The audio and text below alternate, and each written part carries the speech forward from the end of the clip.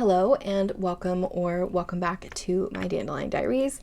I wanted to share a 6-month progress update, flip through, if you will, of my Magic of I pocket planner. I have been using this as a gratitude log with the astrology information being referenced in a separate planner, which is my Take a Note that I recently started. Anyways, starting off, I do have this in a 𝗦𝘃𝗁𝗍 A6 clear cover. I do have a pen loop that I got from Amazon ages ago that I have looped on here with the Tulle gel pen that I enjoy using in this planner, just because the paper isn't necessarily as fountain pen friendly as I would prefer, which I do enjoy using fountain pens. Opening pages, I have changed nothing here. I just left everything the same. I did end up, I guess, clipping, if you will. This is a book dart. I clipped these pages in the front together just because I don't really use them. And then everything else is tabbed to the reference pages that I use pretty regularly. First 6 months of the year for my tracker page. So this page is originally intended for menstruation tracking, I believe.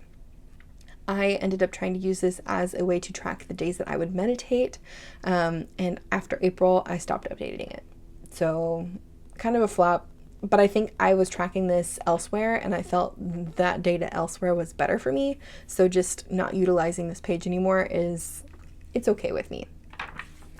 Then for the next page that I really did anything with, well, I guess I could talk about these pages. So these are the yearly like goals and intentions pages.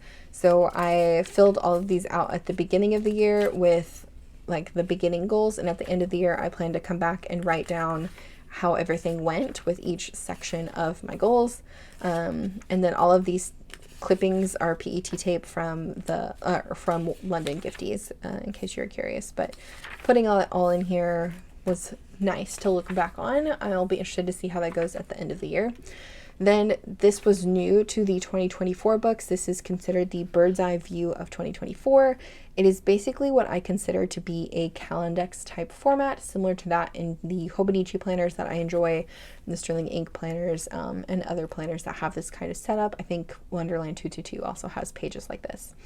I used this as a color a day. So I picked a random color that I was feeling that day or what I felt the color of the day looked like and then colored it in. I made it again until like the end of May and then just stopped using this altogether. I found this really fun and it is cool to see like all of these put together, but I think I don't know, that's all it was. It was fun. Like there was no purpose to this. It was just like a way to color in a way, which it looks cool. I'm happy with 5 months of it, but I think I'm not going to continue on for the rest of the year. Then for the monthly pages, I did end up changing these every so often. The way this planner is laid out, you have the monthly spread, a review goals page, and then the weeklies in a horizontal format. So for the monthly, I just kind of decorated a little bit. For the monthly goals and weekly goals, I did what I was most grateful for. So over here would be like, this month I am most grateful for blank, and then by week is I am most grateful for blank. And I referenced the actual week of what I wrote down to kind of summarize what to put here. All of the deco in this book is, at least on the weeklies, is from Sticky Club, which is a sticker subscription service. They are very inexpensive. I am not affiliated with them, but I love that they have a variety of stickers to choose from. They have 3 different kind of themes, if you will, each month, and you can cancel or skip or do whatever every single month, and it's like $12 for a bunch of stickers that come to your mailbox. And then, okay, so this one I decided to separate the colors here at the top. At the end of each month, there is a moon spread. So this is like the new moon intentions and then full moon intentions. And I started writing down, I guess, like whatever I was feeling for those, like a little new moon, full moon journal entry, if you will. And then I think I stopped doing this at some point, but we'll get there. For February, I just did the same thing where I did decoration and nothing else. And then again, like total monthly gratitude and then weekly gratitude over here, and then daily gratitude in the daily pages. Again, it's very simple for me to use this book. I love being able to go back and read what I wrote in these sections. I I just like that it's a small space that's perfect for journaling out just a very simple, I guess, synopsis of gratitude. Like it's all about positivity, and I think that's something I really enjoyed about this book. Here is the February moon spread, kept up with the same thing there. March, I think, is when I first changed my monthly spread a little bit. I ended up taking a mild liner highlighter like this, and highlighted the major aspects and transits. So by adding that little bit of highlight, it just pulls my eye just a little bit to something major astrologically that could have been happening that day. Towards the end of April, I got the Take a Note planner, and that's where I transferred most of my astrology notes to versus having it in my big planner. But I think having this little book as a reference as well is kind of neat. I just never used it for actual astrology, at least taking notes. But I have enjoyed using it for gratitude for 6 months. It has been really lovely, and I have not missed a single day, which is really cool to me.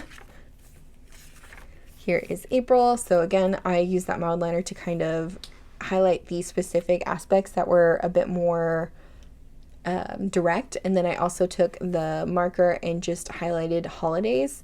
Holidays are like major astrology days. So like this was the quarter moon, new moon. Actually, this was April Fool's, and then the new moon, full moon, which was also my birthday in April, which was really cool.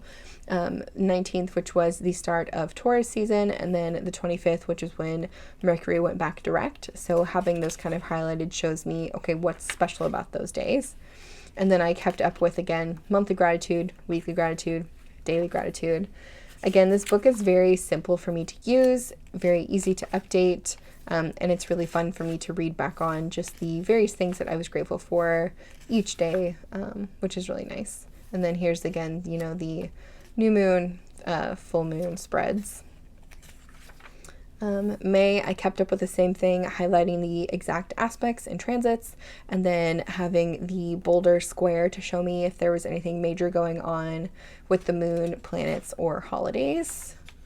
And then, May is when I fell off using the, I guess, monthly gratitude and weekly gratitude. I think I just didn't have time to go back through, read, and then make a synopsis, which is fine because, all of this is still filled out on a daily basis. So I could go back and read it and fill it in later if I wanted to, but I think it's fine to just have it as a daily version and not need to summarize it for a weekly or anything like that.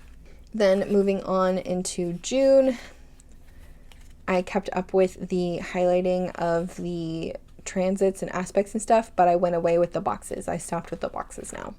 And then again, I did not fill out anything for the monthly or weekly kind of synopsis, but I did keep up with the daily, which I think is really fun for me, again, to read back on and see how things were going. And then I didn't fill out the new moon or full moon because, again, this is kind of when I had transitioned more of my astrology stuff into my Take a Note planner, so I didn't feel the need to fill it out in this book at all. I will say my plans for July involve moving my gratitude practice into my one book July challenge, which is including my A5. So I have not filled out any of the spreads other than stickering them out for July. I don't know if I'm going to go back in and pull the information from my other book and put it back in here so it's a completed book, but I think my camera died in the middle of me talking, so I don't know where I left off. But I think having this for the first 6 months has been really nice, and I do want to continue this for the rest of the year. I just don't know if I'm going to continue my gratitude practice in a separate book like this, or if I'm going to stick with it being in the monthly spread in my A5 book. All that being said, I love this little planner. I have gotten a Magic of I planner for a few years in a row now. I like that it's all compact and put together, and I like the A6 or the pocket size, I think, better than the large A5 size, just for the purpose of how I like to use these books. So I don't think the space that is available in the weeklies is necessarily enough space for me to do any kind of actual planning, but it is really great for like a very short journal entry. So if I were to get a larger size of this book again and use it specifically as like a journal, I'd be okay with that, but I think the small size is perfect for what I need. Anyways, that is it for this video, for this cute little pocket-sized astrology gratitude planner. Surprisingly, it has not gotten as chunky as I was expecting, considering how many stickers are in this thing. It's still very slim, which I'm kind of surprised about, but I do like that you can kind of see the wear and tear just with the first 6 months of use. I don't know, it's kind of cool. Anyways, again, I want to thank you so much for watching, for joining me here today. I hope you have a great rest of your day, and if you're interested in any of the other books that I have used so far this year, I have made separate videos flipping through the first, I guess, 6 months or so, or however long I've used it, of those books, again, in separate videos, but I will have hopefully a playlist, I think. Anyways, again, thanks so much for watching. I'll see you guys in the next one, and have a great rest of your day. Bye.